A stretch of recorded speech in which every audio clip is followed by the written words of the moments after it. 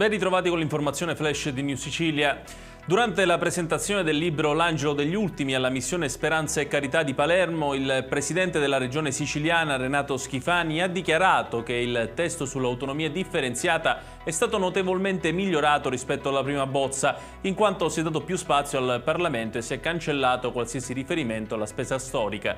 Schifani ha chiesto al ministro Calderoli il rispetto dell'insularità, come stabilito nel nuovo testo dell'articolo 119 della Costituzione, e un anno di autonomia finanziaria, e ha annunciato l'apertura di una trattativa con il governo su questi due aspetti. E lo stesso Schifani è intervenuto anche in merito alle elezioni amministrative di Catania del prossimo maggio. In questo momento, come sempre accade in questi casi, sono usciti vari nomi su cui non mi permetto di fare valutazioni, ha detto il presidente della regione. Quello che mi sta a cuore, ha aggiunto, è individuare una candidatura inclusiva e non divisiva che consenta al centrodestra di andare unito sin dal primo turno e di vincere con ampio margine e con sicurezza.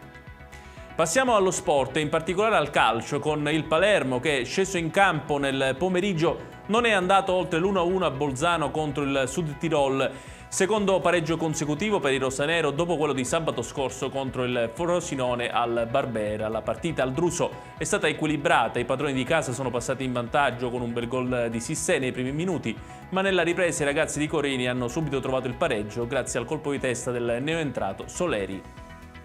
E chiudiamo con il meteo. Nella giornata di domani in Sicilia le condizioni atmosferiche saranno ancora influenzate dalle pressioni medio-alte che comporteranno un clima stabile e in parte soleggiato. Nel dettaglio, lungo il litorale tirrenico si alterneranno nubi sparse e schiarite durante tutto il giorno, con un miglioramento generale del tempo previsto in serata. Sul litorale ionico e su quello meridionale invece le nubi aumenteranno gradualmente e porteranno deboli piogge a partire dal pomeriggio. Nelle zone interne le nubi aumenteranno progressivamente con piogge deboli previste per il pomeriggio. La situazione migliorerà comunque in serata.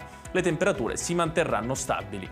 Ed è tutto per questa edizione. Dalla redazione di New Sicilia l'augurio di una buona serata e di un buon weekend.